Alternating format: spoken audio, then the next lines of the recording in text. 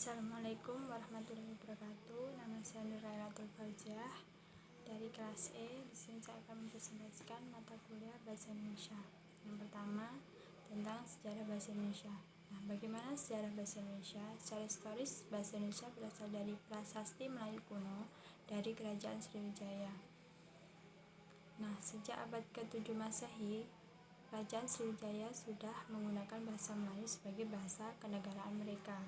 Nah, Kerajaan Sriwijaya ini berada di pesisir tenggara Pulau Sumatera dan dijadikan sebagai tempat pelayaran dan perdagangan. Nah, karena tempatnya strategis ini,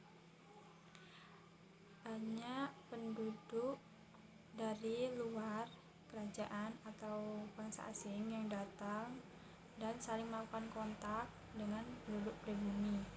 Nah, disinilah terjadi kontak untuk saling berbagi informasi seperti bahasa, budaya, agama, dan lain sebagainya.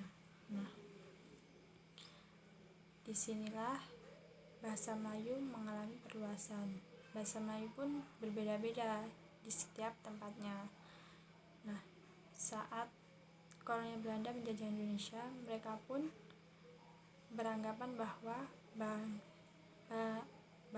penduduk pribumi ini sangat minim pengetahuan dan sangat sulit mengerti bahasa mereka. Nah, mereka menjadikan bahasa Melayu ini sebagai bahasa untuk berkomunikasi dengan penduduk pribumi. Nah, bahasa digunakan sebagai alat komunikasi. Nah, bahasa Melayu ini adalah salah satu varietas bahasa-bahasa yang digunakan sebagai bahasa Indonesia. Nah, bagaimana bisa disebut sebagai bahasa Indonesia? Itu berawal sejak 28 Oktober saat Sumpah Pemuda. Mereka mengganti bahasa Melayu dengan bahasa Indonesia karena mereka beranggapan jika tetap menggunakan nama bahasa Melayu, mereka beranggapan bahwa akan terjadi imperialisme bahasa. Nah, yang kedua, pemakaian tanda baca. Nah, pemakaian tanda baca ini sangat penting karena bertujuan untuk memberikan informasi dari penulis untuk menyampaikan apa yang disampaikan oleh penulis itu tersampaikan kepada pembaca. Nah, jika penggunaan bahasanya itu kurang tepat, pembaca pun juga tidak akan mengerti bagaimana maksud yang dituliskan oleh si penulis ini. Yang ketiga, kedudukan dan fungsi bahasa Indonesia. Nah, kedudukan dan fungsi bahasa Indonesia ini sangat luas. Bahasa Indonesia dijadikan sebagai bahasa nasional, bahasa pemersatu bangsa. Sebagai bahasa Indonesia ini sangat luas dan kedudukannya sebagai bahasa negara kita ini sendiri. Nah, yang ketiga, pemakaian huruf dan kata.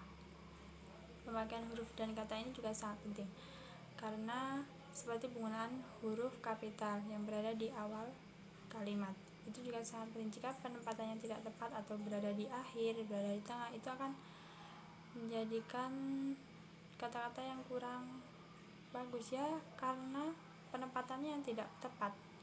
Nah, yang terakhir, kedudukan sintaksis. Kedudukan sintaksis ini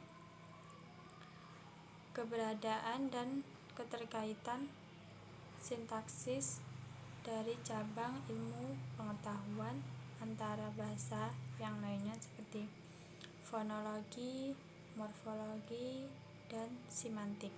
Nah, fonologi ini adalah fonem-fonem, mengkaji tentang fonem-fonem bahasa seperti bagaimana bahasa tersebut bisa disebut i, o, atau yang lain sebagainya. Nah, sedangkan morfologi mengkaji tentang kata atau bahasa dalam satuan katanya atau dalam bentuk katanya atau yang lainnya.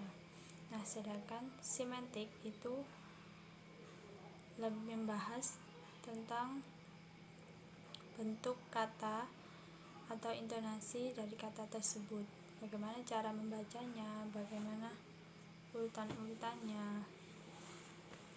Nah, sekian dari saya. Apabila ada tutur kata yang salah atau kurang tepat, mohon maaf. Saya akhiri.